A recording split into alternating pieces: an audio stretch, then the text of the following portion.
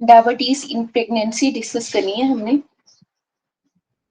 Form of diabetes in pregnancy, actually pregnancy में diabetes की कितनी फॉर्म्स है। एक होती है हमारे पास प्री गेस्टेशनल डायबिटीज और दूसरी होती है gestational diabetes mellitus.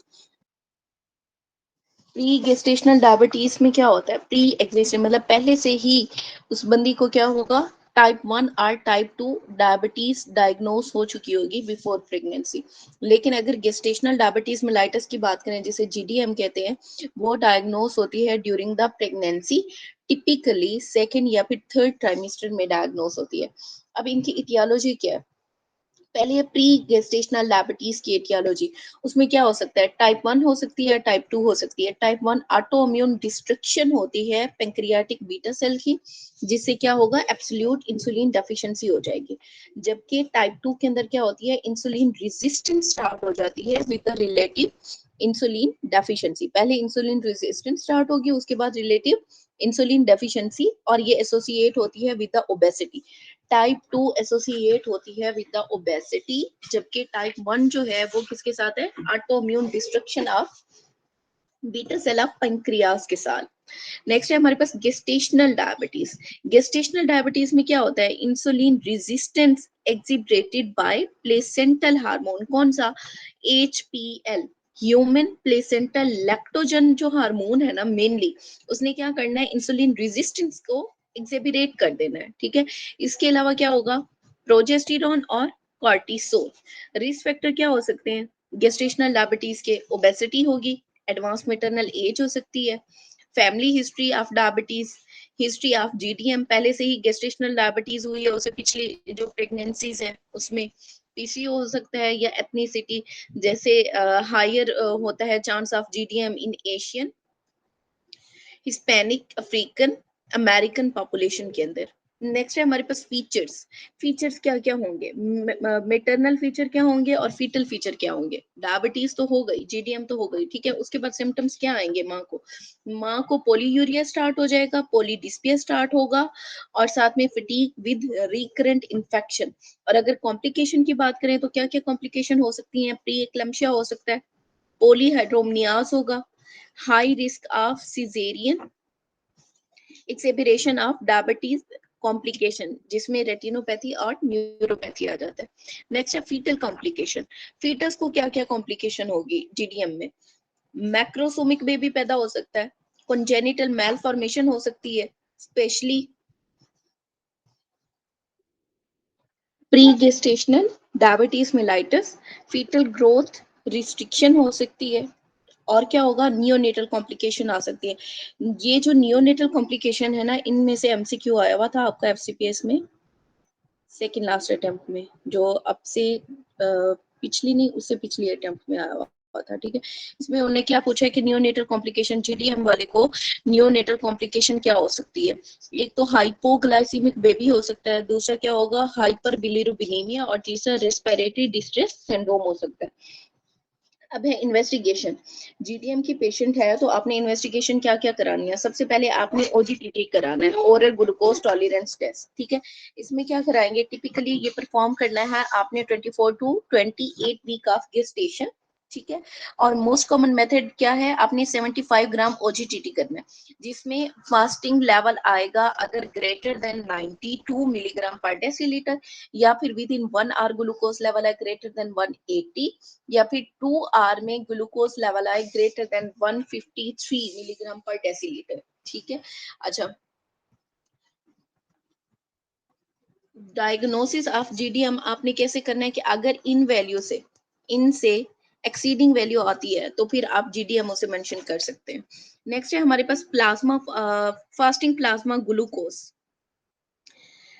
Consider diagnostic, अगर तो 126 मिलीग्राम पर डेसीलीटर से इन अर्ली प्रेगनेंसी ज्यादा आता है आपके पास वैल्यू। ठीक है, तो ये सजेस्टिव है प्री एग्जिस्टिंग डायबिटीज मिलाइटस की। नेक्स्ट है हमारे पास रैंडम ब्लड शुगर ग्लूकोज, तो रैंडम अगर हुआ greater than 200 milligram per decilitre with symptom of hyperglycaemia. उसके बाद आता है आपका HbA1c। HbA1c हम क्यों कराते हैं, पिछले 3 महीने का हमारे पास रिकॉर्ड आ जाता है HbA1c से। ठीक है, used in early pregnancy to assess the pre-existing diabetes and long-term glycemic control check करने के लिए। HbA1c अगर greater than 6.5% होगा तो ये suggest करता है कि diabetes है। उसके बाद आपने अल्ट्रासाउंड करा लेना है। अल्ट्रासाउंड में देखना है कि फीटस को तो अफेक्ट नहीं हो रहा, फीटल ग्रोथ असेसमेंट करनी है, ठीक है। खास तौर पे आपने उसमें मॉनिटर करना है कि मैक्रोसोमिया तो नहीं है और साथ में आईयूजीआर तो नहीं हो रहा, ठीक है। इंट्रायूट्राइन ग्रोथ रिटार्डेशन या रिस्ट्रिक्शन। उसके अलावा एमनियोटिक फ्लूइड इंडेक्स आप करा लेते हो, AFI.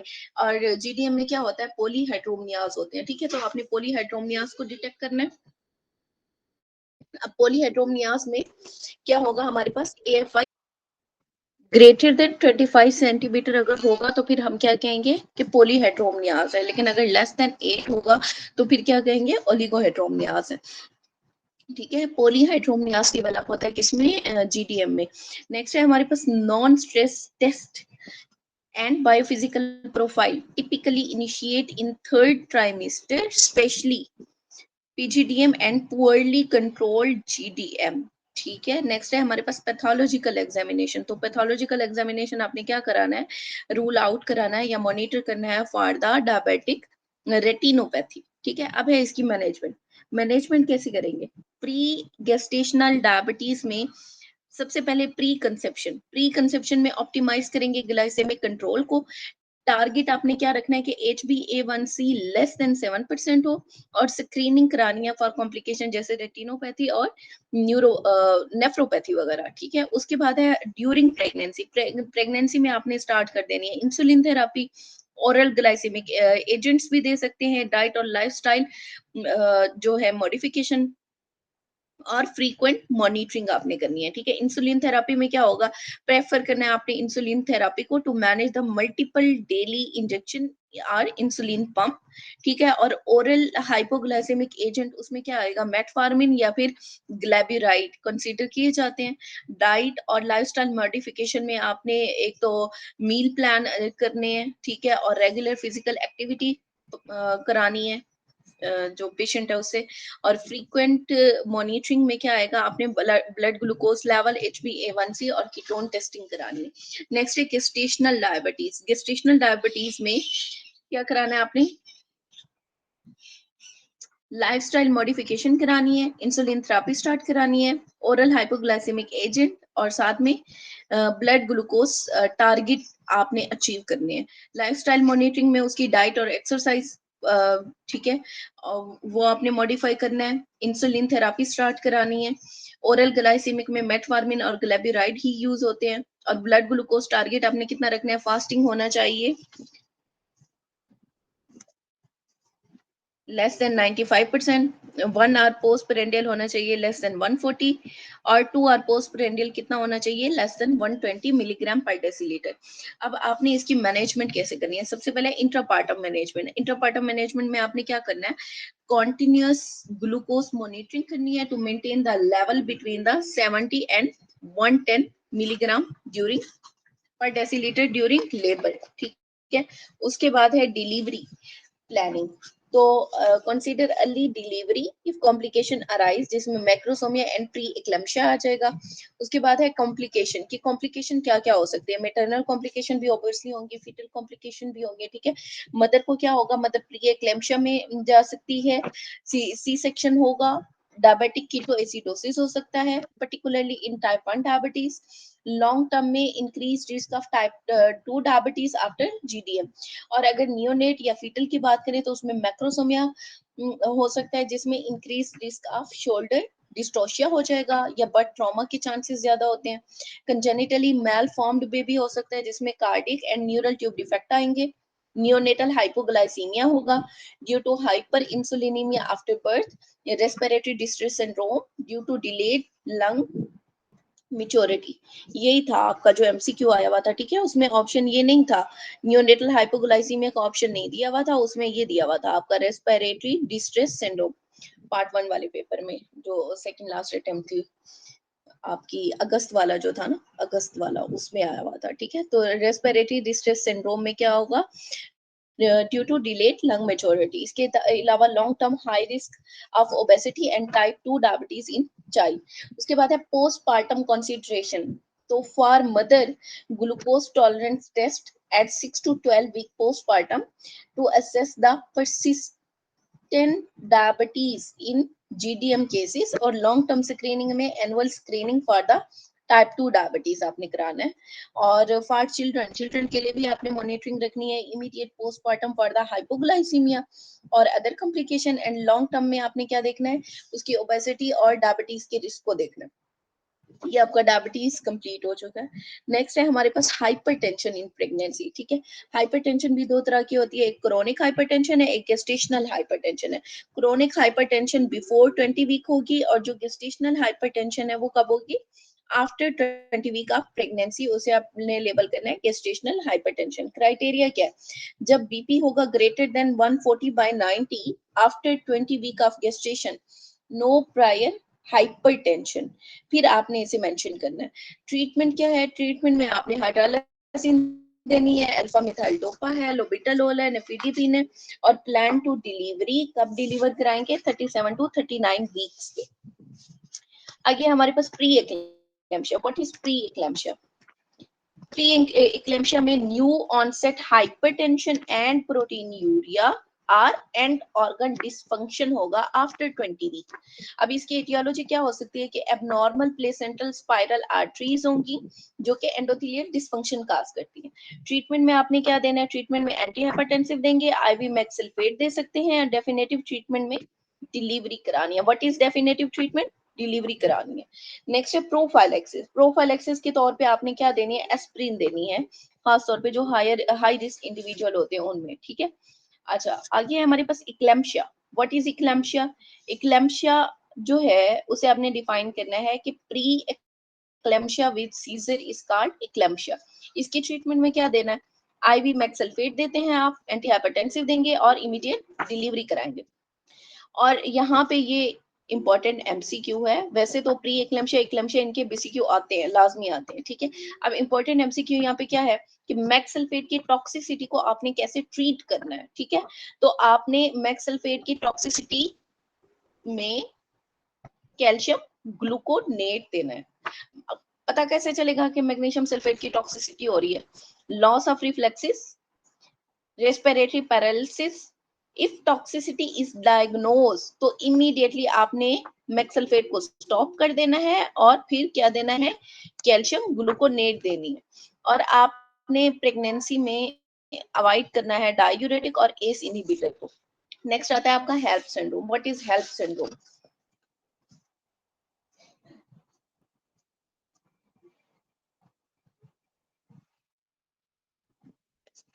HELLP syndrome actually consider किया जाता है अ variant of the pre eclampsia.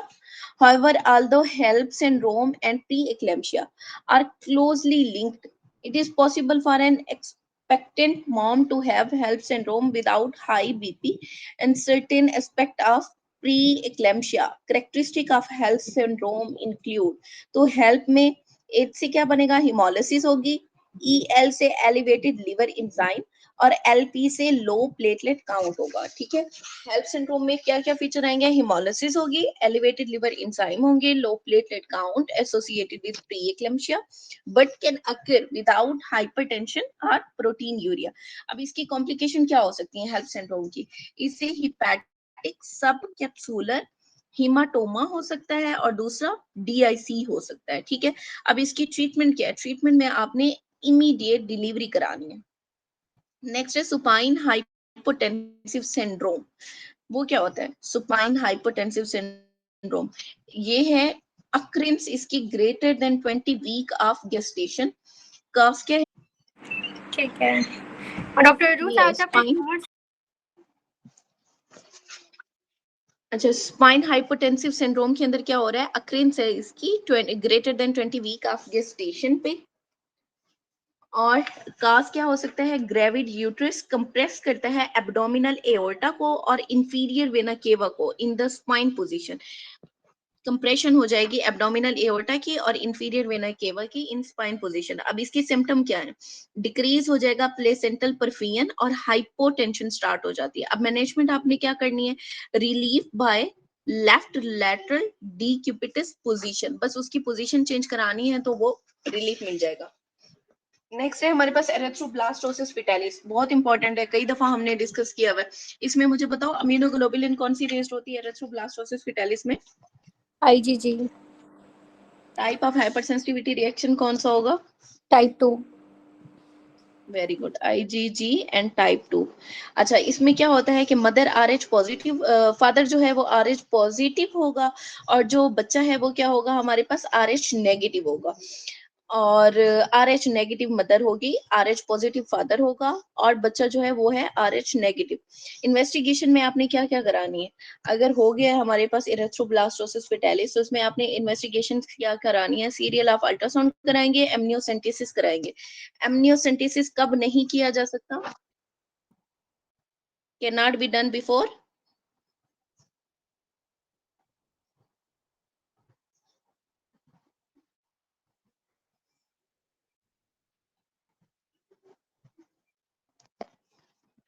Before 10 weeks आपने एमनियोसेंटेसिस आप नहीं कर सकते, उसके बाद आपने करना है एमनियोसेंटेसिस। वैसे हमने निमोनिक जो पढ़ा था कैम कॉर्ड, वो क्या था? उसमें ये कि जो कुरियोनिक विलिस सैम्पलिंग है वो करनी होती है बाय 11th वीक, और जो एमनियोसेंटेसिस है 15th वीक पे, और कॉर्डोसेंटेसिस 20th वीक पे। और रेट ऑफ मिसकैरेजेस जो हैं वो कुरियोनिक विलिस सैम्पलिंग में जो है 1 to 2% है, 1% है। और जो एमनियोसेंटेसिस है उसमें जो है 2% है, और जो कॉर्डोसेंटेसिस है उसमें 2 to 5% है। Very good. बस आपने याद रखना है कि एमनियोसेंटेसिस 10 वीक, बिफोर 10 वीक आप नहीं कर सकते, ठीक है? बाकी कैम कॉर्ड निमोनिक से आपका हो जाएगा। नेक्स्ट है अमीनोग्लोबुलिन गिवन। अब आप अमीनोग्लोबुलिन कब कब देते हो? 28 वीक पे दोगे, और फिर पोस्टपार्टमली आप देते हो। कॉम्प्लिकेशन क्या हो सकती है? हाइड्रोप्स लेस देन 7 HB होगी। और macrosomia and IUGR, what is IUGR? Less than 10th centile for the gestational as अगर है तो वो है IUGR। और मेटरनल हाइपरटेंशन एसिमेट्रिकल IUGR होगी उसमें। ये है आपके पास चार्ट, इसी के ऊपर आपने रख के कैलकुलेट करना होता है सेंटाइल्स को, ये ठीक है? इसमें age in weeks and month बताई हुई है, और ये इस पे आपका ये जो सेंटाइल लाइंस हैं इसके ऊपर रख के ना आप देखते हो कि कितना सेंटाइल है बेबी।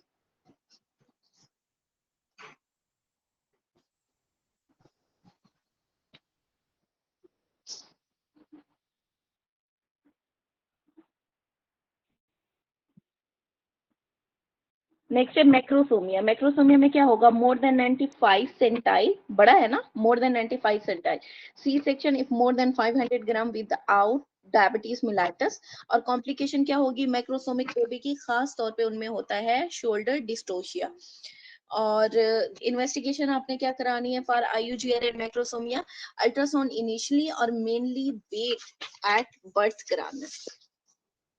अब यहाँ पे देखो, शोल्डर डिस्ट्रोशिया में ब्रेकियल प्लेक्सिस इंजरी हो सकती है, जिसमें अब्स पाल्सी होगी, अब्स पैरालिसिस या फिर क्लम्पकीज पैरालिसिस हो सकता है, और हॉर्नर सिंड्रोम हो सकता है। डायग्नोज बाय प्रोलॉन्ग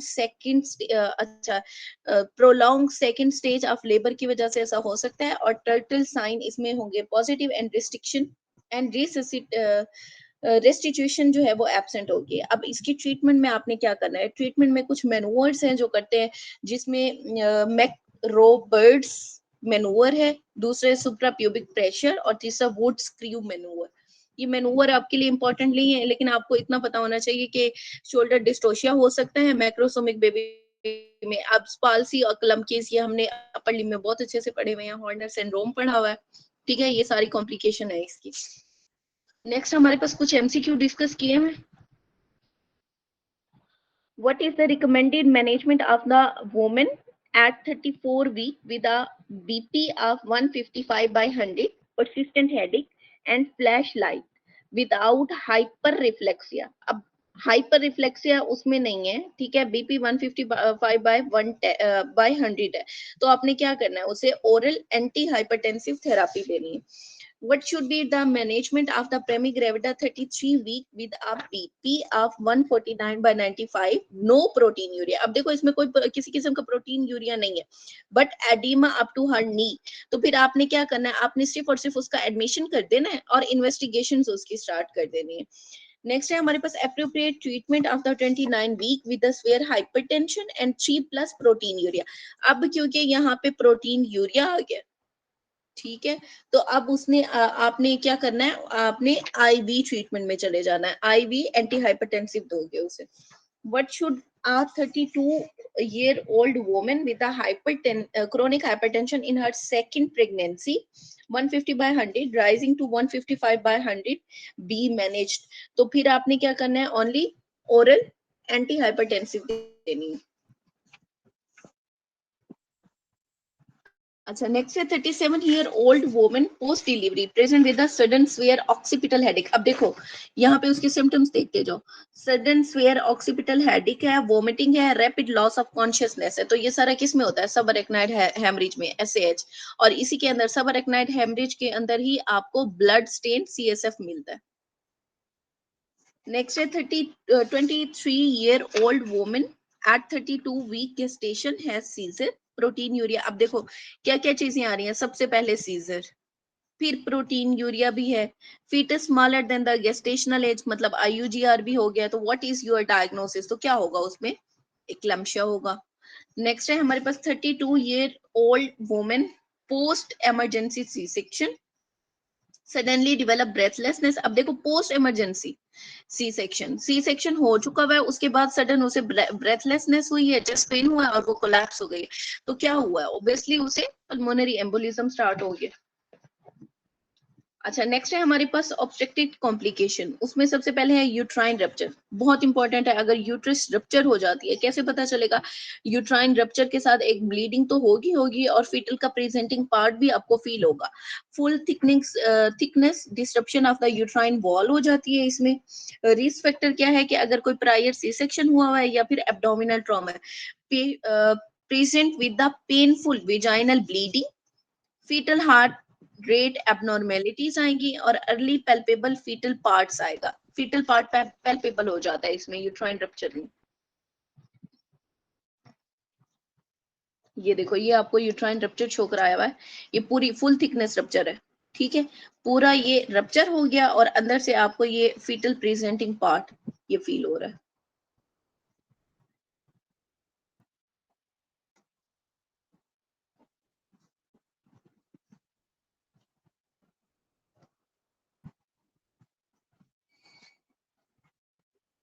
नेक्स्ट है PPH, पोस्टपार्टम हेमरेज।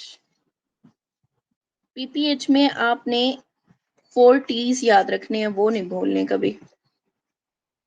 देखो 4 T's of etiology of PPH। Actually PPH में क्या होता है, greater then expected blood loss, greater than expected कितना, मतलब greater than 1000 ml after delivery अगर ब्लड लॉस हो तो इसे आप क्या कहेंगे कि वुमन PPH में चली गई है। अब इसकी इटियोलॉजी क्या हो सकती है, या तो उसमें टोन खत्म हो जाएगी, T से टोन, T से ट्रॉमा, T से टिश्यू रिटेन प्रोडक्ट और T से थ्रोम्बिन एक्वायर्ड और प्री एग्जिस्टिंग कोआगुलोपैथी।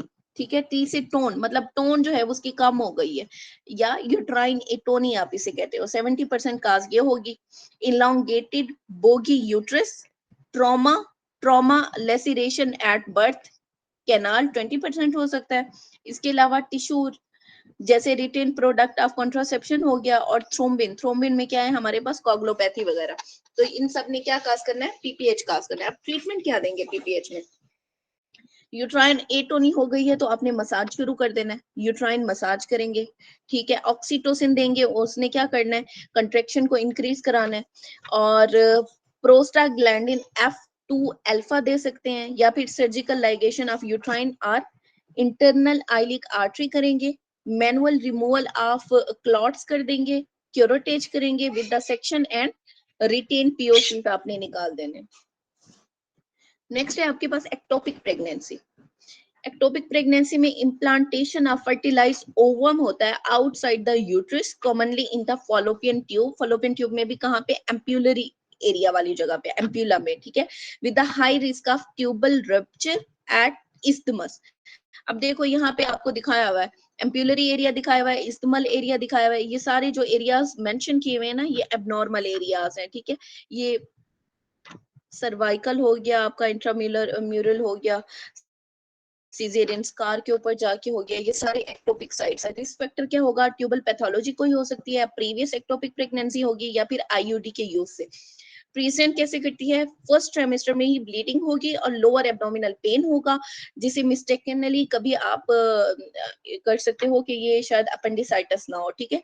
डायग्नोस आपने कैसे करना है, यूपीटी करा लेना सबसे पहले, अगर तो वो पॉजिटिव आती है फिर आपने ट्रांसवेजाइनल अल्ट्रासाउंड कराना है और serial of beta HCG measurement करानी है। अब बीटा एचसीजी की मेजरमेंट में भी आपने दो चार चीजें देखनी है कि अगर तो ग्रेटर देन 1500 है, बीटा एचसीजी ग्रेटर देन 1500 है, ठीक है, तो फिर आपने क्या कराना है, अल्ट्रासाउंड रिपीट कराना है इन 2 days। लेकिन अगर लेस देन 1500 है एचसीजी, तो फिर आपने तब तक एचसीजी का लेवल कराते रहना है जब तक कि वो 1500 नहीं आ जाता। ट्रीटमेंट मैंने आपने क्या देनी है, ट्रीटमेंट मेथोट्रेक्सेट देनी है, सेल्पेंजेक्टमी कर सकते हैं, सेल्पेंगोटमी कर सकते हैं विद इवैक्यूएशन। अब थोड़े से एमसीक्यू हैं।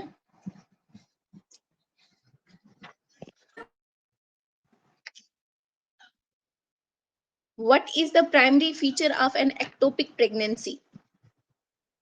Bilateral pelvic pain, unilateral pelvic pain and shoulder tip pain, diffuse abdominal pain. Unilateral pelvic pain with shoulder tip pain.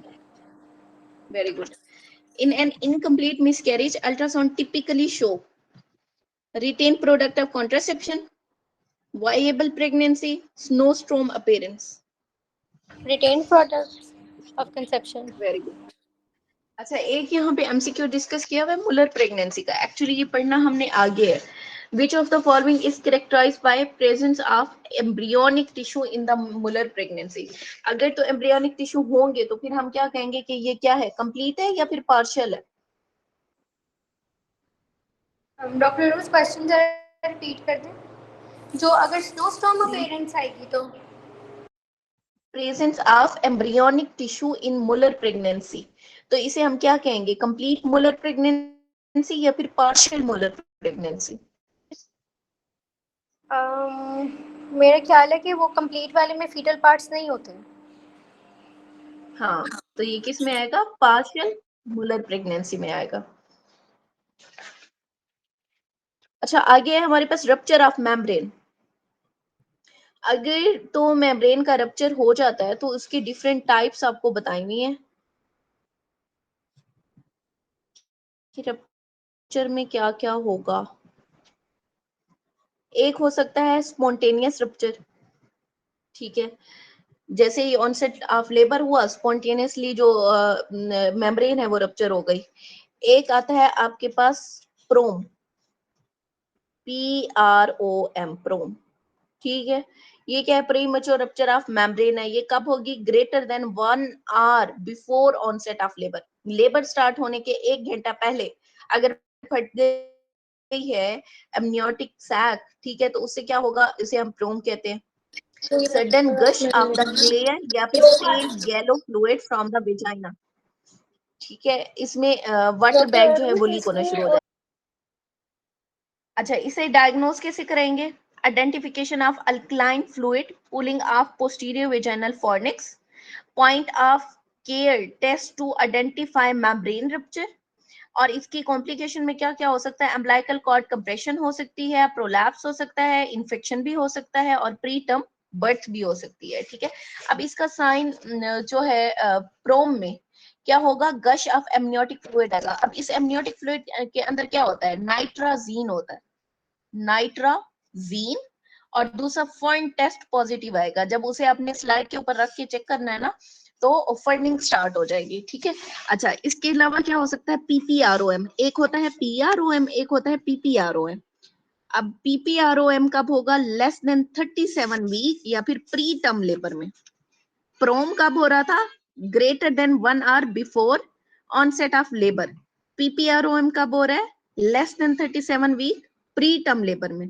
और अगर प्रोलॉन्ग रोम हो गया है more than 18 hour before delivery, तो ये 4 टाइप्स हैं हमारे पास, ठीक है। इसमें होगा क्या, इसमें एमनियोटिक फ्लूइड का गश होगा जिसके अंदर आपको नाइट्राजीन और फर्न टेस्ट पॉजिटिव मिलेंगे। अब आपने ट्रीटमेंट कैसे करनी है इसकी, अगर तो औरत आई है लेस देन 32 वीक पे, तो फिर आपने अकॉर्डिंग टू सिम्टम मैनेजमेंट करनी है। लेकिन अगर आई है 34 टू 36 वीक पे, फिर आपने लेबर इंडक्शन करा देनी है। लेकिन लेबर इंडक्शन कराने से पहले आपने क्या क्या चीजें करनी है? सबसे पहले स्टीराइड देंगे ताकि लंग मेच्योर हो जाए, एंटीबायोटिक देंगे जिसमें जेंटामाइसिन, एम्पिसिलिन हो सकता है फॉर जीबीएस प्रोफाइलैक्सिस, और टोकोलिटिक्स देंगे। अब टोकोलिटिक्स के अंदर क्या क्या आएगा? बीटा माइमेटिक्स आ सकते हैं, MgSO4 और प्रोस्टाग्लैंडिन आई, ये है टोकोलिटिक्स। उसके बाद यहाँ पे आपको थोड़ा मेम्ब्रेन रप्चर भी डिस्कस की हुई है, जिसमें premature rupture of membrane PROM है, ठीक है, और before 37 week premature rupture of membrane, वो है PPROM, जिसका दोनों का ही मैंने आपको बताया कि प्रोम क्या होती है, PPROM क्या होता है। Prolong rupture of membrane rupture होगा 18 आवर बिफोर और फिर डिलीवरी। अच्छा, sign of preterm labour, इसमें देखो क्या क्या हो सकता है। डॉक्टर वो टाइटनेस जो और क्रैम्प्स। आपने ये वाला बताया है वो प्री टर्म प्री मेच्योर का ट्रीटमेंट बताया है, वो जो प्रोस्टाग्लैंडिन्स वाला, और उसके अलावा टोकोलिटिक्स बताया है, मैग्नीशियम हाँ, सल्फेट। ये जितनी भी मेम्ब्रेन रप्चर होंगी, चाहे वो PROM है, PPROM है, या फिर प्रोलॉन्ग रोम है, ठीक है, इन सब में ये है तो रप्चर ऑफ मेम्ब्रेन ही, इन सब में मैनेजमेंट एक ही होगी। सबसे पहले आपने क्या करना है? लंग मेच्योरिटी के लिए स्टीराइड देने, फिर वो तो एंटीबायोटिक देने, बीटामेटासोन हो जाता है। और फिर टोकोलिटिक्स देने। ठीक है। अच्छा, अब देखो sign of preterm labour. Preterm labour में क्या हो रहा है? टाइटनेस या क्रैम्प्स और कंट्रैक्शन हो रही है, कांस्टेंट डल या लोअर बैक पेन हो रहा है, पेल्विक प्रेशर होगा और चेंज इन वेजाइनल डिस्चार्ज होगा। अच्छा, नेक्स्ट आता है हमारे पास ब्रीच प्रेजेंटेशन। ब्रीच प्रेजेंटेशन की भी एक्चुअली टाइप्स हैं हमारे पास, 3 तरह का हो सकता है ब्रीच प्रेजेंटेशन। एक आता है जिसे आपने शायद सुना भी हो कि ये फ्रैंक ब्रीच है, ठीक है। दूसरा आता है कि ये फुटलिंग पोजीशन है, और तीसरा कंप्लीट ब्रीच होता है। अब जो फ्रैंक ब्रीच है उसमें क्या होगा? थाई फ्लैक्स होंगी, नी एक्सटेंड होगी। Most common type of breech presentation कौन सी होती है? फ्रैंक ब्रीच, जिसके अंदर थाई फ्लैक्स और नी एक्सटेंड होगा। उसके बाद जो फुटलिंग ब्रीच है उसमें क्या होगा? वन और बोथ लेग एक्सटेंडेड होंगी बिलो बटक। कंप्लीट ब्रीच में क्या होगा? थाई एंड नी दोनों फ्लेक्स्ड होंगे। अब इसकी मैनेजमेंट कैसे करनी है आपने ब्रीच प्रेजेंटेशन की? ऑब्जर्व करना है, ठीक है, और उस वो ECV करती थी। ECV है क्या वैसे? इसका फाइनल ईयर एक्सटर्नल में केफालिक हमें बरी। बताया है, हमारी हाँ, फाइनल ईयर में बताया ये बहुत होता था। अच्छा, नेक्स्ट है हमारे पास एपिजियोटमी एंड पेरिनियोटमी। ये वैसे हम इतना ज्यादा नहीं करेंगे क्योंकि इसे हमने पेल्विस में डिस्कस किया हुआ है।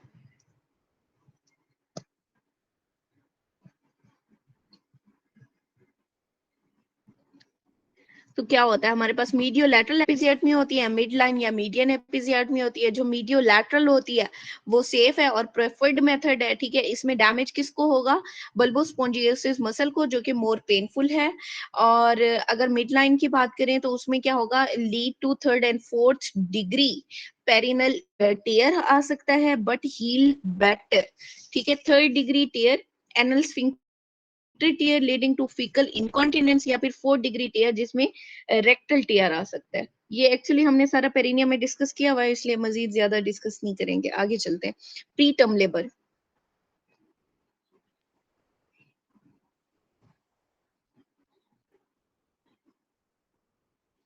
Sign of preterm labour तो मैंने आपको बता दिया।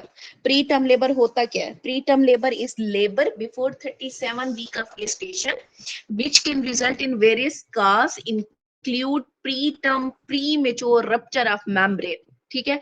अब होता क्यों है? काजेस क्या हो सकती हैं प्री टर्म लेबर की? लेबर तो स्टार्ट हो गया, ये आपको प्री टर्म लेबर के सारे साइन भी दिखाए हुए हैं। काज क्या होगी? हो सकता है सर्वाइकल वीकनेस हो, या हो सकता है कोई इन्फेक्शन हो। सर्वाइकल वीकनेस में क्या होगा? Cause painless cervical dilatation often linked with the history of second trimester losses or cervical surgery cervical length जो है वो प्रिडिक्टर है आपका प्री टर्म लेबर का। अगर लेंथ कम हो गई इसका मतलब कि लेबर स्टार्ट हो गया हुआ है। अगर कोई हो सकता है इन्फेक्शन चल रहा हो, जैसे कोरियो एमनियाइटिस है, उसमें क्या होगा, प्री टर्म डिलीवरी होगी। बीवी bacterial vaginosis main cause of preterm labour, ठीक है। आल्सो लिंक्ड विद द पीपीआरओएम या फिर pre term labour, but treatment does not always reduce the pre term delivery risk. अब बैक्टीरियल वेजिनोसिस है, इसने काज करना ही करना है प्री टर्म डिलीवरी, ठीक है। ट्रीटमेंट से ये नहीं है कि रिस्क कम हो जाएगा, रिस्क रहेगा फिर भी। या फिर हो सकता है कि मल्टीपल प्रेगनेंसी हो, वो 2 या 3 ट्विन ट्रिपलेट्स हो सकते हैं, उससे भी प्री टर्म डिलीवरी। और कितना परसेंट ये कंट्रीब्यूट करती है, 56% कंट्रीब्यूट करती है मल्टीपल प्रेगनेंसी जो है, ठीक है। इसके अलावा पॉलीहाइड्रोमनियास हो सकता है, एक्सेसिव अमनियोटिक फ्लूइड का प्री टर्म लेबर का रिस्क इंक्रीज हो जाएगा। अच्छा, और मैनेजमेंट में आपने क्या देना, पॉलीहाइड्रोमनियाज में अमाइनो ड्रेनेज कर सकते हैं, इंडोमेथासिन दे सकते हैं, ठीक है। लेकिन ये ट्रिगर कर सकता है प्री टर्म लेबर को और पीपीआरओ में रोम को। उसके बाद है यूट्राइन मुलेरियन एनोमली, जिसमें कंजेनिटल एनोमली हो सकती है। हो सकता है कि इस फीमेल की अपनी कोई कंजेनिटल यूट्राइन एनोमली हो, जिसमें डायडेल्फी आ जाएगा, आर्कुएट यूट्रस आ सकता है, उसमें इंक्रीज रिस्क का प्री टर्म डिलीवरी हो जाएगा। या फिर कोई हैमरेज हो सकता है, एंटीपार्टम ब्लीड, प्लेसेंटल एब्रप्शन हो सकती है, या फिर स्ट्रेस कंडीशन में उसमें भी प्री टर्म डिलीवरी होगी। स्ट्रेस दोनों हो सकते हैं, आपकी मेटरनल स्ट्रेस भी हो सकता है, फीटल स्ट्रेस भी हो सकता है, पोटेंशियली थ्रू सीआरएच लेवल। आप देख सकते हो अगर कार्टिकोट्रोफिन रिलीजिंग हार्मोन का लेवल इंक्रीज हो गया तो उसमें भी क्या होगा, प्री टर्म डिलीवरी होगी। अब है प्री टर्म लेबर की मैनेजमेंट आपने कैसे करना है। सबसे पहले है threatened preterm labour का outcome. 70% of the women with threatened preterm labour deliver नहीं कर सकती, ठीक है। तो आपने क्या करना है, उन्हें एडमिट करना है और उसका टर्म तक का वेट करना है। अगर तो टर्म की कंडीशन हो जाती है, अप टू 50% जो फीमेल है ना वो टर्म तक पहुंच जाती है, उसके बाद आपने लेबर इंड्यूस कराना है। नेक्स्ट है फीटल प्रोनेक्टिन टेस्ट, इसे हम लिखते हैं एफ एफ एन से, fetal fibronectin test. Fetal fibronectin test जो है ये है क्या एक्चुअली, फीटल फाइब्रोनेक्टिन ग्लाइकोप्रोटीन है जो कि सर्वाइकोवेजाइनल फ्लूइड के अंदर होती है, ठीक है। और ये प्रिडिक्टर है प्री टर्म डिलीवरी का। अगर तो नेगेटिव फीटल फाइब्रोनेक्टिन टेस्ट है तो ये इंडिकेट करता है कि कोई प्री टर्म डिलीवरी नहीं होगी। लेकिन अगर ये पॉजिटिव आता है तो इसका मतलब है कि प्री टर्म डिलीवरी के चांसेस बढ़ गए। आगे है हमारे पास टोकोलिटिक्स। कौन कौन से टोकोलिटिक्स हैं, कैल्शियम चैनल ब्लॉकर है, बीटा सिंथेटोमाइमेटिक्स है, मैग्नीशियम सल्फेट है और एनसिड्स है। कॉर्टिकोस्टीराइड्स, कॉर्टिकोस्टीराइड में मेनली आप क्या देते हो, बीटा मेथासोन या डेक्सामेथासोन। एक्चुअली बीटा प्रेफर करते हो आप डेक्सामेथासोन से। ये रेस्पिरेटरी डिस्ट्रेस सिंड्रोम और IVH, what is IVH, intraventricular haemorrhage के चांसेस जो है उससे डिक्रीज कर देता है। इसके अलावा एंटीबायोटिक, खास तौर पे जो पीपीआरओएम है उसमें आपने एंटीबायोटिक देना होता है। Prevention of pre term delivery, उसमें आपने क्या देना है, प्रोजेस्टेरॉन देना है और सर्वाइकल सर्कलाज रखना है, ठीक है। जैसे मैकडोनल्ड सर्कलाज आया हुआ है आजकल, ट्रांस एब्डोमिनल है, तो ये रखते हैं ताकि प्रिवेंशन हो सके प्री टर्म डिलीवरी से। अच्छा, आगे कुछ आपके सिनेरियोस डिस्कस किए हुए। What is the initial investigation of preterm labour, तो उसमें आपने अल्ट्रासाउंड कराना है, जेनिटल स्वैब एंड अल्ट्रासाउंड, या फिर blood test only.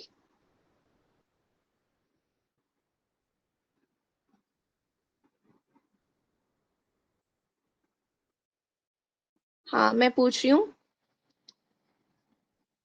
Investigation for pre term labour क्या कराएंगे आप, ultrasound only, genital tract swab and ultrasound, या फिर ब्लड टेस्ट ओनली। अल्ट्रासाउंड आएगा इनिशियली और जेनिटल ट्रैक्ट स्वैब भी आ सकता है। क्योंकि हमने एफ वो भी तो डिटेक्ट करनी है ना, तो ये ऑप्शन बी आएगा, genital tract swab and ultrasound. अच्छा, what is correlation between amniotic fluid volume and time of labour, directly proportional, indirectly proportional, या फिर कोई कोरिलेशन नहीं है? डायरेक्टली प्रोपोर्शनल होगा। Very good. What is the risk of endometriosis after preterm premature rupture of membrane, PPROM? Increase risk करेगा, decrease कर देगा risk, या no change in risk? Increase risk. Very good. What is the recommended prophylactic treatment after post PPROM? Antibiotic देंगे, steroid देंगे, pain management करेंगे, या फिर fetal monitoring करेंगे? डॉक्टर अरूज ये वाला पीपीआरओएम रिपीट हो करना। गया, पीपीआरएम ओएम हो गया हुआ है। अब आपने प्रोफाइलेक्टिक के तौर पे क्या चीज देनी है? स्टीराइड, एंटीबायोटिक, पेन मैनेजमेंट, या फिर फीटल मॉनिटरिंग? माँ को प्रोफाइलेक्टिक के तौर पे क्या देंगे? इनिशियली तो स्टीरॉयड आएगा ना, फिर एंटीबायोटिक। हम्म, फिर एंटीबायोटिक। अगर मदर की बात करें तो मदर को आपने एंटीबायोटिक देने हैं, लेकिन अगर फीटस की बात करें तो फीटस के लिए आपने स्टीराइड लगाए हैं। Which of the following is non-modifiable risk factor for preterm labor? Smoking cessation, avoid drug abuse, inter-pregnancy interval less than 1 year, या फिर previous preterm birth? Previous preterm birth. Very good. अच्छा, next आते हैं आपके पास multiple pregnancies. Pregnancy की classification में देखो, number of foetus, अगर 2 हैं तो ट्विन कहलाएंगे, 3 हैं तो ट्रिपलेट्स होंगे। फर्टिलाइज एग, जितने एग फर्टिलाइज होंगे उसे हम क्या कहते हैं? जाइगोसिटी कहते हैं। नंबर ऑफ प्लेसेंटा, उसे हम क्या कहते हैं? कोरियोनिसिटी कहते हैं। और अगर एमनियोटिक केविटीज की बात करें तो उन्हें हम क्या कहेंगे? एमनियोसिटी कहेंगे। ट्विन जो हैं वो दो तरह के हो सकते हैं, डाइजाइगोटिक भी हो सकते हैं, मोनोजाइगोटिक भी हो सकते हैं। डाइजाइगोटिक में क्या होगा? टू सेपरेट फर्टिलाइज्ड डाइजाइगोटिक में एग तो by two two separate ovum fertilize होंगे। टू सेपरेट एग फर्टिलाइज होंगे बाय टू डिफरेंट स्पर्म, तो ये होगा डाइजाइगोटी। ठीक है, इसमें always form two zygote resulting in two separate amniotic sac and two separate placenta, मतलब डाइकोरियोनिक डाई एमनियोटिक होंगे ये। उसके बाद है मोनोजाइगोटिक। ये जो होते हैं मोनोजाइगोटिक, वो क्या होते हैं? आइडेंटिकल ट्विंस होते हैं। ये कैसे अराइज करेंगे? जब फर्टिलाइज एग को, एक एग और एक स्पर्म फर्टिलाइज होगा, उसके बाद क्या होगा? उसमें डिवीजन हो जाएगी। पहले एक स्पर्म ने एक एग को फर्टिलाइज किया, उसके बाद इसकी डिवीजन होगी। तो ये जो है, ये क्या होते हैं? हमारे पास मोनोजाइगोटिक होते हैं। एक्चुअली जो मोनोजाइगोटिक होते हैं ना, वो डिपेंड करता है कि कितने डेज पे कितना, मतलब ये डिवाइड हो रहे हैं। अगर ये डिवाइड हो 0 to 4 days में, ठीक है, तो क्या होगा? Separate chorion and amnion, dichorionic diamniotic बनेंगे, और इसके चांसेस कितना होते हैं? 25% होते हैं। लेकिन अगर 4 to 8 डे में जाके हो रहा है, तो फिर क्या होगा? फिर इनका जो कोरियोन है वो इन्होंने शेयर करना है, जबकि सेपरेट एमनियन होना है, और ये 70% चांस होता है। इसे हम क्या कहते हैं? Die amniotic monozygotic. अगर बात करें 8 to 12 डे पे जाके इनके डिवीजन की, फिर क्या होगा? फिर इन्होंने एमनियन और कोरियोन दोनों को शेयर करना है, तो ये होगा मोनोकोरियोनिक मोनो एमनियोटिक। और अगर 13 डेज प्लस में जाके डिवाइड होते हैं, तो फिर क्या होगा? फिर इनकी बॉडी भी आपस में कॉन्जॉइंट होगी। अगर 13 दिन के बाद होता है तो बॉडी भी कॉन्जॉइंट होगी, तो ये कॉन्जॉइंट ट्विंस बन जाएंगे। अब आपने केयर क्या करनी है? आपने नाइस गाइडलाइन को फॉलो करना है। Individual care in the tertiary centre with high risk pregnancy, multidisciplinary team होनी चाहिए आपके पास, regular ultrasound for the growth monitoring, और फीमेल को क्या देना है? Iron, folic acid, vitamin B12 की supplement for prevention of complication. अब कॉम्प्लिकेशन क्या हो सकती है ट्विन प्रेगनेंसी में? फिजियोलॉजिकल स्ट्रेस बढ़ेगा प्रेगनेंसी में, प्री टर्म डिलीवरी के चांसेस इंक्रीज हो जाएंगे, specially in monochorionic twin. Perinatal mortality increase हो जाएगी, ग्रोथ, फीटल ग्रोथ रिटार्डेशन हो सकती है, और most important is twin twin transfusion syndrome, जिसका आपके पास MCQ आता होता है। This is twin twin transfusion syndrome. अब देखो ये है हमारे पास बेचारा डोनर और ये है रेसिपिएंट। डोनर देखो कितना वीक सा हो गया, रेसिपिएंट कितना मोटा सा हो गया। ठीक है, अब इसमें होता क्या है, ये यूनिक प्रॉपर्टी है to monochorionic twin graded by Quintero staging. अब इसमें होगा क्या, देखो डोनर के अंदर एनीमिया होगा, हाइपरटेंशन होगी, oliguria, oligohydramnios, circulatory insufficiency, growth restriction, renal failure और फीटल डिमाइस। जबकि रेसिपिएंट में polycythaemia, hypertension, polyuria, polyhydramnios, circulatory overload हो सकता है, हार्ट फेलियर हो सकता है, हाइड्रोफिटारिस हो सकता है या फिर फीटल डिमाइस हो सकता है। ये था आपका ट्विन ट्विन ट्रांसफियन सिंड्रोम। ये आपके एसके 18 19 दोनों में आया हुआ, वॉल्यूम 1 एंड 2। अच्छा, यहाँ पे ही सारा डिस्कस कर लेते हैं। एक और होता है ट्विन एनीमिया पॉलीसैथीमिया सिंड्रोम का सीक्वेंस, वो हम आगे जाके डिस्कस करते हैं। अब ट्विन ट्विन ट्रांसफियन सिंड्रोम में हो क्या रहा है, ये एक्चुअली कॉम्प्लिकेशन है मोनोकोरियोनिक प्रेगनेंसी की, जो कि इन्वॉल्व करती है unbalance vascular connection between the twins. Connection include, उसमें क्या होगा, हो सकता है अनबैलेंस हो आपके एट्रोवीनस का, या वीनो एट्रियल कनेक्शन, या फिर एट्रियो एट्रियल कनेक्शन, या फिर वीनो वीनल कनेक्शन। ये सारे कनेक्शन जो हैं वो डिस्टर्ब हो सकते हैं। Twin twin transfusion syndrome develop about 10% of monochorionic diamniotic, और फिर 5% डेवलप हो सकते हैं in monoamniotic pregnancy. Unbalance AV connection की वजह से क्या होगा, एक बच्चे को बहुत ज्यादा ब्लड सप्लाई मिलेगी, दूसरे को कम मिलेगी। डायग्नोस आपने किस किस पे बेस करना है, अल्ट्रासाउंड फाइंडिंग्स के ऊपर, जिसमें सिंगल प्लेसेंटा है, कॉनकॉर्डेंट जेंडर, ओलिगोहाइड्रोमनियाज जिसमें लेस देन 2 सेंटीमीटर आएगा, मैक्सिमम वर्टिकल पॉकेट, ये जो एफ आई हम करते हैं ना इंडेक्स, ठीक है, तो अगर तो ये जो वर्टिकल पॉकेट है ये कम है, लेस देन 2 सेंटीमीटर, तो उसमें क्या होगा, ओलिगोहेड्रोमिया, जैसे ये डोनर बच्चे में दिखाया हुआ है। ठीक है, अगर ये पॉकेट बहुत ज्यादा बड़ा है, ग्रेटर देन 8 सेंटीमीटर है, तो ये क्या होगा हमारे पास पॉलीहेड्रोमियास के अंदर। अब इसकी क्वेंट्रो स्टेजिंग भी है, पहले ये देख लो। मोनोकोरियोनिक डाई एमनियोटिक एक साइड पे आपको दिखाया हुआ है, और ये है डाइकोरियोनिक डाई एमनियोटिक।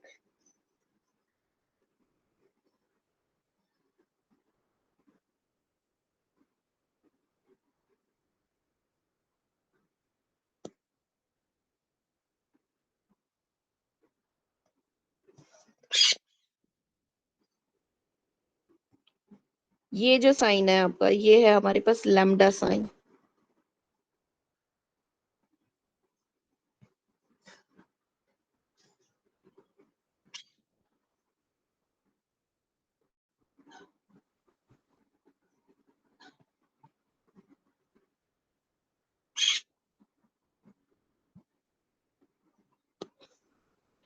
ये है आपकी स्टेजिंग। स्टेज 1 में क्या हो रहा है, विजिबल ब्लैडर इन डोनर ट्विन, नॉर्मल डॉपलर। अगर स्टेज 2 की बात करें तो उसमें नॉन विजुअलाइज ब्लैडर होगा और नॉर्मल डॉपलर होगा। स्टेज 3 में non visualise bladder, abnormal Doppler और diastolic velocity, reversed flow in DV and pulsatile flow in the umbilical vein मिलेगा। स्टेज 4 में sign of hydrops in one और बोथ फीटस, और stage 5 में क्या, डेथ ऑफ वन और both fetus. उसके बाद आता है आपका twin anaemia polycythaemia sequence.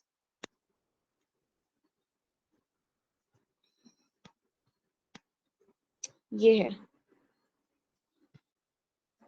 Twin anaemia polycythaemia, ये ट्विन ट्विन सिंड्रोम ट्रांसफियन सिंड्रोम है, ये आपका ट्विन एनीमिया पॉलीसाइथीमिया सीक्वेंस है। ये अब इसमें क्या होता है, ये rare chorionic form of twin twin transfusion syndrome है, जिसमें ओलिगोहेड्रोमिया पॉलीहेड्रोमिया सीक्वेंस नहीं होता।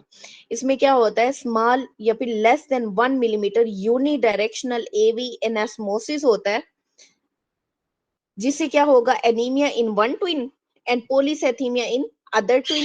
Swear polycythaemia can cause fetal thrombosis hydrops fetalis, rarely या फिर मिरर सिंड्रोम होगा, fetal hydrops with the maternal pre eclampsia. अब आपने इन दोनों की मैनेजमेंट कैसे करनी है? जब आपको कंफर्म हो जाए कि ये ट्विन ट्विन ट्रांसफियन सिंड्रोम है, ठीक है, तो आपने अमाइनो रिडक्शन करनी है, सेप्टोस्टोमी करनी है, सिलेक्टिव फेटिसाइड्स देने हैं, एंड फिटोस्कोपिक लेजर एब्लियन करनी है। Prefer treatment for the twin twin transfusion syndrome, खास तौर पे स्टेज 2 में लेजर एब्लियन आपने करनी है अंडर एनेस्थीसिया, ठीक है, और आपने टारगेट करना है एवी एनेस्मोसिस को, ताकि जो आउटकम है वो इम्प्रूव हो सके। मैनेजमेंट का इतना नहीं है, बस आपको इन दोनों का आइडिया होना चाहिए कि ट्विन ट्विन ट्रांसफियन सिंड्रोम में क्या हो रहा है और टैप्स के अंदर क्या हो रहा है, ट्विन एनीमिया पॉलीसाइथेमिया सीक्वेंस में। अब थोड़े से एमसीक्यू हैं। What type of twin pregnancy is confirmed by observation of lambda sign in early pregnancy scan? तो lambda sign आपको किस में मिलेगा? डाइकोरियोनिक डाई एमनियोटिक ट्विन में मिलता है। याद रखना, जो लैम्डा साइन है, मैंने आपको पहले भी दिखाया है कि ये लैम्डा साइन है। लैम्डा साइन किस में मिलेगा? ये वाला, जिसमें 2 कोरियन 2 एमनियन होंगे, ये है lambda sign. Dichorionic diamniotic के अंदर मिलता है। In cases of monozygotic twin, which percentage of cases result in death or handicap of co-twin, particularly complication of twin twin transfusion syndrome? तो कितना परसेंट होगा?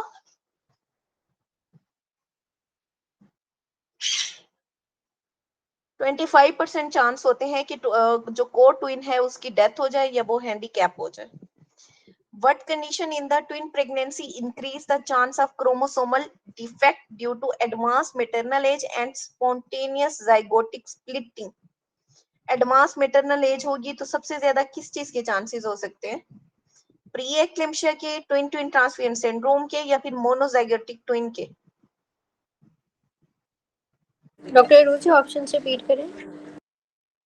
अगर तो एडवांस मेटरनल एज है, ठीक है, और स्पॉन्टेनियस जाइगोटिक स्प्लिटिंग हो गई है, तो उससे क्या होगा? चांस किस चीज का इंक्रीज होगा? प्री एक्लेम्पशिया का, ट्विन ट्विन ट्रांसफियन सिंड्रोम का, या फिर मोनोजाइगोटिक ट्विन का?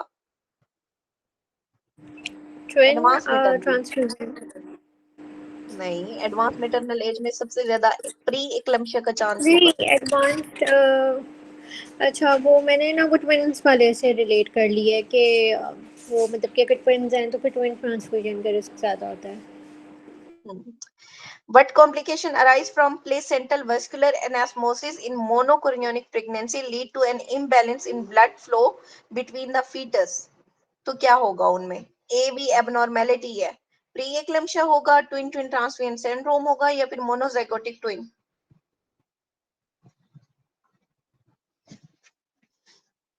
ये मेरा गलत हो जाएगा फिर से, आई गेस ट्विन ट्रांसफ्यूजन ही है। हाँ, ट्विन ट्विन ट्रांसफियन है।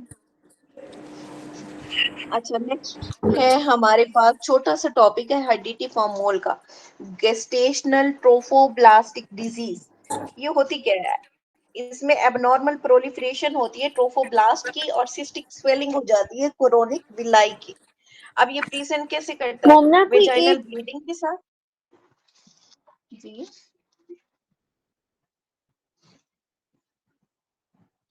प्रेजेंट करेगा with vaginal bleeding, excessive nausea, vomiting, जिसमें हाइपरेमेसिस ग्रेविडम होगा, यूजुअली लार्ज यूट्रस होगा, large than the gestational age uterus होता है, ठीक है, और बीटा एचसीजी का लेवल बहुत ज्यादा होता है, ग्रेटर देन 100,000 यूनिट होता है।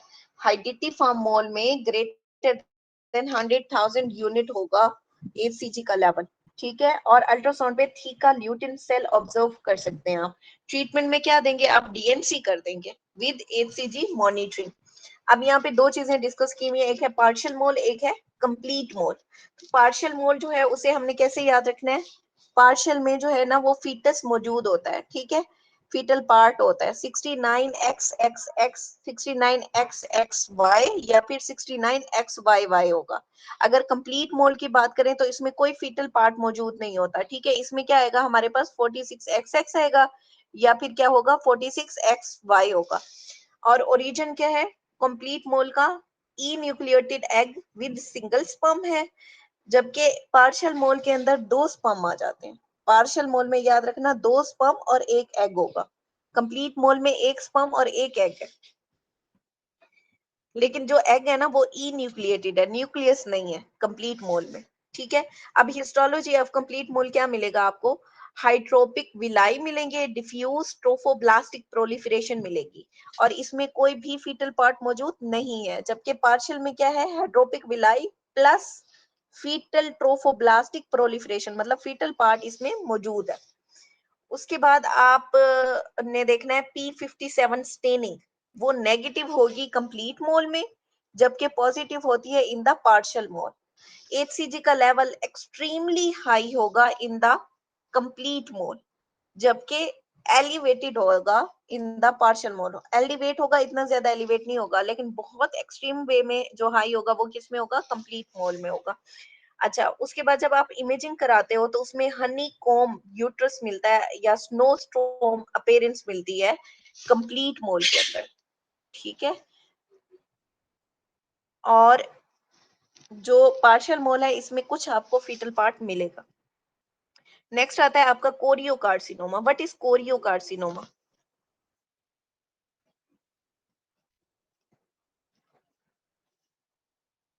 ये दिखाया हुआ है आपको कोरियो कार्सिनोमा। इसमें भी तो वो ट्रोफोब्लास्टिक टिश्यू का ही होता है ना, लेकिन वो हाँ अब इसमें मेरे ख्याल से वो विक्रियोनिक विलाए नहीं होते हैं। हाँ, lacking of chorionic villi, rare malignancy of trophoblastic tissue है, lacking of chorionic villi often following an abnormal pregnancy। Presentation क्या होगी? abnormal uterine bleeding होगी, HCG mediated squale मिलेगा, जैसे हाइपरथायराइडिज्म में मिलता है, डिस्निया होगा, हिमोप्टेसिस होगा, और कैनन बॉल मेटास्टेसिस मिलेगा लंग में। ये देखो शो भी कराया हुआ है इन्होंने लंग में, कैनन बॉल मेटास्टेसिस, ये छोटा छोटा बॉल्स की तरह। अच्छा, उसके बाद ट्रीटमेंट में आपने क्या देना है? मेथोट्रेक्सेट देना है या फिर डेक्टिनोमाइसिन देना है। रिस्क फैक्टर इसका क्या है? कंप्लीट मोल इसका रिस्क फैक्टर है। आगे डिस्कस किए हुए हैं आपके ovarian tumours. Ovarian tumour actually 3 तरह के होते हैं। एपिथेलियल ओवेरियन ट्यूमर स्टार्ट कहां से होंगे? Outside the ovary. Majority of the cancer causing ovarian tumour कौन से होते हैं? हमारे पास एपिथेलियल ट्यूमर होते हैं। उसके बाद कौन सा है? स्ट्रोमल। स्ट्रोमल ट्यूमर स्टार्ट कहां से होंगे? From the ovarian cell and that make hormone. Doctor can typically diagnose this early. They make up about 1% of the ovarian cancer. उसके बाद है हमारे पास जर्म सेल कैंसर। जो जर्म सेल कैंसर है ये स्टार्ट होते हैं in the egg cell, very rare है ये ट्यूमर सेल्स, और ये बनाते हैं 2% ऑफ द ओवेरियन कैंसर, और यंगर वोमेन और गर्ल्स में ये कॉमन है जर्म सेल कैंसर। अब यहाँ पे ना आपको इन्होंने शो कराया हुआ है कहाँ कहाँ से बनते हैं। देखो ये अंदर वाला ये जो सेल है ये क्या है? जर्म सेल प्रोड्यूस एग, और ये यहाँ पे ये स्ट्रोमा है, stromal cell for the connective tissue that keep the ovary together, और ये ऊपर क्या दिखाया हुआ है आपको? एपिथेलियल सेल दिखाए हुए हैं लाइनिंग द सरफेस। अब इन्हीं 3 जगहों की जो है ना वो कार्सिनोमा डेवलप होते हैं। टिपिकली सीरस कार्सिनोमा जो है वो लाइंड एपिथेलियम, ऑफन बाइलेटरल, और म्यूसिनस जो है वो लाइंड होता है by the mucinous epithelium. Serous mainly कहाँ पे मिलेगा आपको? फॉलोपियन ट्यूब में, और जो म्यूसिनस है वो कहाँ पे मिलेगा? सर्विक्स में। ये जगह आपने याद रखनी है। सीरस जो है ये कहाँ पे मिलेगा? फॉलोपियन ट्यूब में। जो म्यूसिनस है वो कहाँ पे मिलता है? वो आपको मिलता है सर्विक्स में। और आपने थेरेपी रिस्पॉन्स कैसे मॉनिटर करना है? CA 125। अब जो एपिथेलियल ट्यूमर है उनमें कौन कौन से आ जाते हैं? डिफरेंट है ना, एक एपिथेलियल ट्यूमर है, एक जर्म सेल ट्यूमर है, और एक सेक्स कॉर्ड या फिर स्ट्रोमल ट्यूमर है। ये है एपिथेलियल ट्यूमर में आएंगे हमारे पास सीरस, सिस्टेडिनोमा, म्यूसिनस सिस्टेडिनोमा, फिर आएगा आपके पास ब्रेनर ट्यूमर, फिर आएगा सीरस कार्सिनोमा और फिर आएगा म्यूसनस कार्सिनोमा। दो सीरस हैं, दो म्यूसनस हैं। दो जो सीरस हैं वो सिस्ट एडिनोमास हैं जो कि बिनाइन है, जबकि जो म्यूसनस है वो कौन से मैलिग्नेंट है। ठीक है, उसके बाद एक आ जाता है ब्रेनर। जो ब्रेनर है ये क्या है, ये भी यूजली बिनाइन है। कहाँ का अब होगा ये, म्यूसिनस यूरोथीलियल। तो बनाई नहीं होगा। जो म्यूसिनस सिस्ट एडिनोमा है, जहां पे सिस्ट एडिनोमा वो आएगा वो भी बिनाइन है। बेनाइन है और वो सीरस जो सिस्टेडिनोमा है वो भी बेनाइन है। हाँ, सीरस सिस्ट एडिनोमा और म्यूसिनस सिस्ट एडिनोमा ये दोनों बिनाइन है। ठीक है, जो सीरस सिस्ट एडिनोमा है ये क्या है, मोस्ट कॉमन ओवेरियन नियोप्लाज्म है, खास तौर पे आपकी फॉलोपियन ट्यूब का। उसके बाद म्यूसिनस सिस्ट एडिनोमा ये भी बिनाइन है और ये मल्टीलोक्यूलेटेड लार्ज म्यूकस सेक्रेटिंग एपिथेलियम है। फिर आता है ब्रेनर ट्यूमर। जो ब्रेनर ट्यूमर है ये क्या है, ये भी बिनाइन है, यूरोथीलियल लाइक एपिथेलियम या फिर कॉफी बीन न्यूक्लियाई इसमें मौजूद होते हैं। फिर आता है आपके पास सीरस कार्सिनोमा। ये जो कार्सिनोमा है ना ये क्या है, मेलिग्नेंट है। Most common malignant ovarian tumour जिसमें सुमोमा बॉडीज पॉजिटिव होती हैं। याद रखना वो कौन सा है हमारे पास, सीरस कार्सिनोमा, जिसमें सुमोमा बॉडीज होती हैं। इसके अलावा सुमोमा बॉडीज कहाँ मिलती हैं? पेपिलरी थायराइड कार्सिनोमा में और मीजोथेलियोमा में वेरी होती हैं, मेनिंजियोमा में भी होती हैं। गुड। म्यूसिनस कार्सिनोमा भी मेलिग्नेंट है विद सूडोमिक्सोमा पेरिटोनाई। नेक्स्ट आता है आपके पास जर्म सेल ट्यूमर, ये वाले।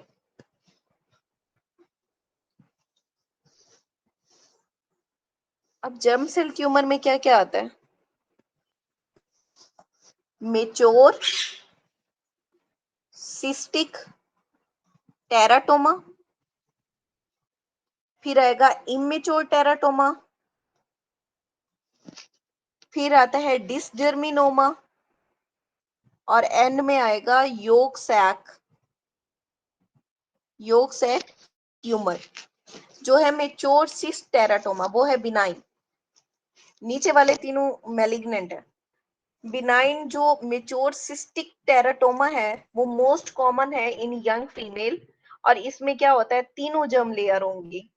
रेयरली ये मेलिग्नेंट ट्रांसफॉर्मेशन में जाएगा, अदरवाइज ये बिनाइन ही रहता है।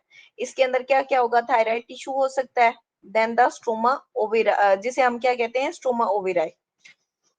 म्यूच्योर सिस्टिक टेराटोमा के अंदर अगर थायराइड टिश्यू मिल जाए तो उसे हम क्या कहेंगे, स्ट्रोमा ओविराई कहेंगे। उसके बाद इमेच्योर टेराटोमा, ये क्या है, एग्रेसिव है, fetal tissue and neuroectoderm इसमें मिलेगी। Dysgerminoma common in adolescence, fried egg cell maker, और इसमें इंक्रीज हो जाएगा एचसीजी का लेवल और एलडीएच का लेवल। ये आता होता है डिसजर्मिनोमा का आपका एमसीक्यू। डिसजर्मिनोमा में क्या है, इंक्रीज है एचसीजी का लेवल और दूसरा एलडीएच का लेवल। योग सैक ट्यूमर ये मेलिग्नेंट है, एग्रेसिव है। अब यहाँ पे इंपॉर्टेंट चीज जो है ना योग सैक ट्यूमर की, जो आपके एमसीक्यू में आती है, वो है Schiller Duval bodies. I don't know कि आप कैसे प्रोनाउंस करते हैं।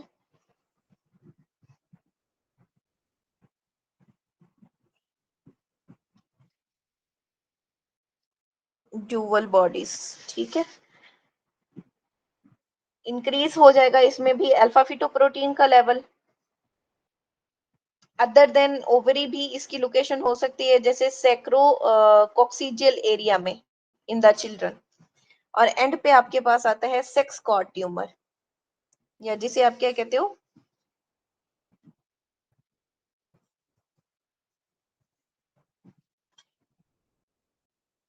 सेक्स कॉर्ड ट्यूमर के अंदर क्या क्या आएगा,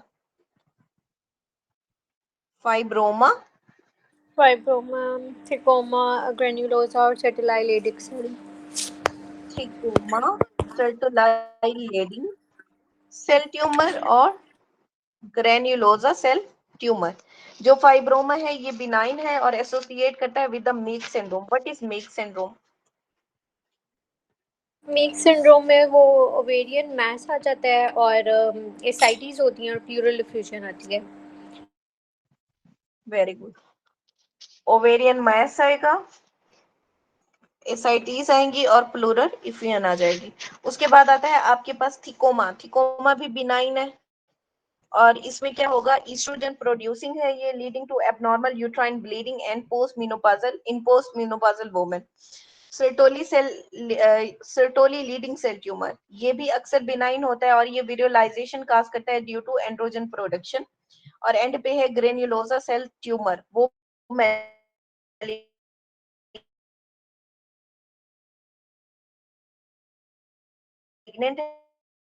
प्रोड्यूस करता है ईस्ट्रोजन और प्रोजेस्टेरोन और ये लीड करता है एंडोमेट्रियल हाइपरप्लेजिया को।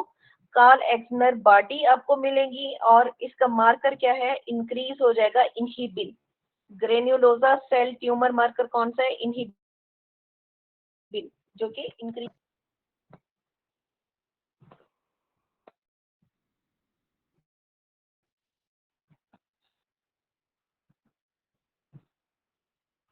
ये आपके ट्यूमर्स कंप्लीट हो गए हुए हैं।